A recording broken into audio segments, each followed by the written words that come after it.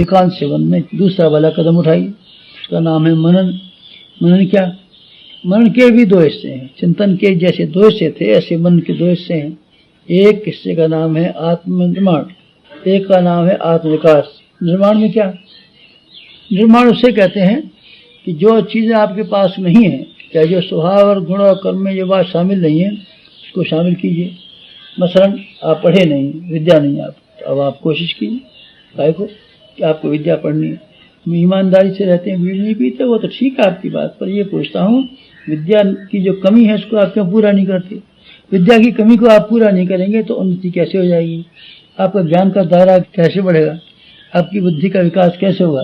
इसीलिए कि हाँ, आत्म निर्माण के लिए भी ढेरों काम करना है। स्वास्थ्य आपका कमज़ोर है, इसी से तो काम नहीं चल जाएगा ना कि हम बीड़ी पीते रहें और बंद कर देंगे। बंद तो करनी चाहिए थी, पर एक और बात भी करनी पड़ेगी।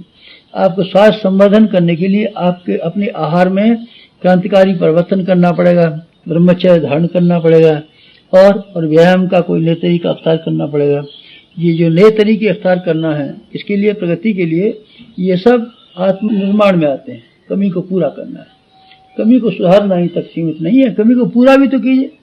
सुधार लेंगे इससे क्या बना? पूरा नहीं करेंगे, विद्या को आप नहीं पढ़ेंगे, स्वास्थ्य को सुधारेंगे नहीं, जनसंपर्क बढ़ाएंगे नहीं, सेवा के लिए कदम बढ़ाएंगे नहीं। जो काम करने हैं, नहीं साहब ने गलती सुधार ली, गलती सुधारने से क्या मतलब? गलती को सुधारिए और अपनी योग्यताओं को और अपनी क्षमताओं को और अपनी भावनाओं को विकसित कीजिए। आत्मनिर्माण में बराबर ये देखना पड़ेगा कि हमारे जीवन में क्या क्या कमी है और उस कमी को पूरा करें। अपने स्वभाव को और आदतों को हम ठीक बनाएं, अपने आप को बनाइए, अपने स्वास्थ्य को बनाइए, अपने व्यक्तित्व को बनाइए, अपने चरित्र को बनाइए, अपने स्वभाव को बनाइए, अपनी कार्यशैली को बनाइए, हर चीज़ बनाइए।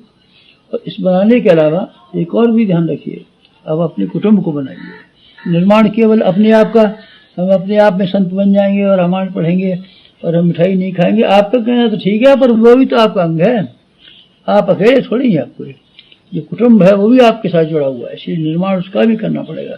अगर आप उसका निर्माण नहीं कर सकते, सारे के सारे आपके घर वाले कमीने, उजड़, मूर्ख, दुष्ट बन के रहेंगे, तो आपकी शांति कैसे स्थिर रहेगी? फिर आप भजन कैसे कर लें? फिर आप अच्छी ज़िंदगी कैसे जी लें? फिर आप मीठे वचन का अभ्यास कैसे कर लें? जब हर आदमी हैरान होगा तो आपको गुस्सा क्यों नहीं आएगा? इसीलिए क्या करना चाहिए कि अपना व्यक्तिगत जीवन सुख और शांति में बनाने के लिए अपने कुटुंब और परिवार के बारे में ठीक वही नीति निर्धारित कीजिए जो अपने बारे में है, तो भी तो अपने अंग हैं, ये सबको बनाइए। क्या बना इनका एक ही बात बनाइए, इनके अंदर भलवन साथ पैदा कीजिए, चैत्र निष्ठा पैदा कीजिए, आदर्श पैदा कीजिए, सत्प्रवृत्तियाँ पैदा कीजिए। संपन्न बन जाते हैं तो, और न बन जाते हैं तो कुछ बनता बिगड़ता नहीं है। गरीबी में भी लोगों ने शानदार जिंदगियां जी हैं, और अमीर रहते हुए भी आदमी ने इतने कलह उत्पन्न किए हैं कि स्वयं मर गया है और दूसरों को मार डाला है। इसलिए संपन्नता की बात मैं नहीं कहता आपसे, निर्माण के लिए मेरा मतलब गुण, कर्म और स्वभाव से।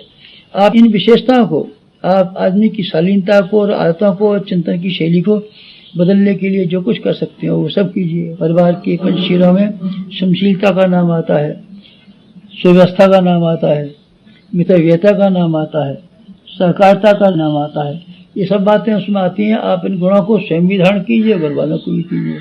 ये है व्यक्तित्व के और चरित्र के निर्माण करने का, चिंतन के निर्माण करने का एक शानदार तरीका है। आप उसको किस तरीके से कार्यान्वित कर सकते हैं, इसके बारे में चिंतन और मनन के समय पर जब आप बैठे एकांत में, तो ये विचार किया गया। एक और धारा है जिसे मनन का दूसरा हिस्सा कह सकते हैं, उसका नाम है आत्मविकास। आत्मविकास, आत्मविकास का क्या मतलब? आत्मविकास का मतलब यह है कि अपने आप का, अपने अहम के दायरे को बढ़ा देना। लोगों का दायरा बहुत छोटा है, खूब मंडूक की तरीके से अपने शरीर को ही अपना मानते हैं। ये नहीं मानते कि हम समग्र समाज के एक घटक मात्र हैं। रक्त के एक कण की क्या कीमत हो सकती है, आप बताइए। रक्त के सारे कणों का समूह जब मिल जाता है तो ही तो खून का संचार होता है। एक कण जरा सा निकाल लें, क्या ही खाइए बेचारा, सख्त होने पर ही बात बनती है। इसलिए आप अपने दायरे को सीमित मत कीजिए, आप संकीर्ण स्वार्थपरता से ऊंचा उठने की कोशिश कीजिए। अपने मैं के स्थान पर हम कहना सीखिए, हम सब, वी, हम सब।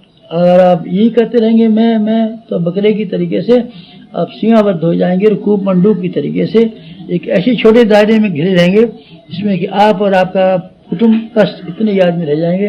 आपका समाज से अर्थात भगवान से कोई संबंध ही नहीं रह पाएगा।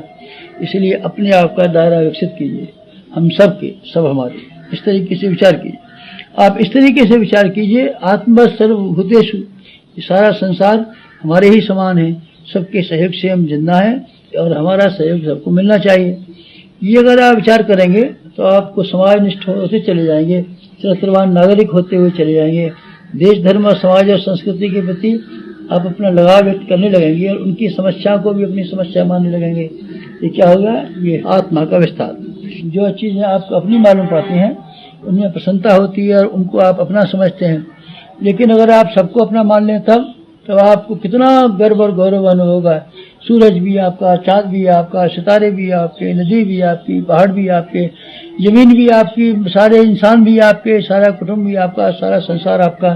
जिस दिन आप सबको अपना मानने लगेंगे और अपने को सबका मानने लगेंगे तब आप फिर जरा देखना तो सही कैसा मजा आता है, कैसा आनंद आता है, आपके जीवन में गतिविधियों में कैसा हेरफेर होता है और आपकी प्रसन्नता किस तरीके से जमीन से आसमान तक छूने लगती है। ऐसी स्थिति पैदा कीजिए, यही कहना था आज। ओम शांति।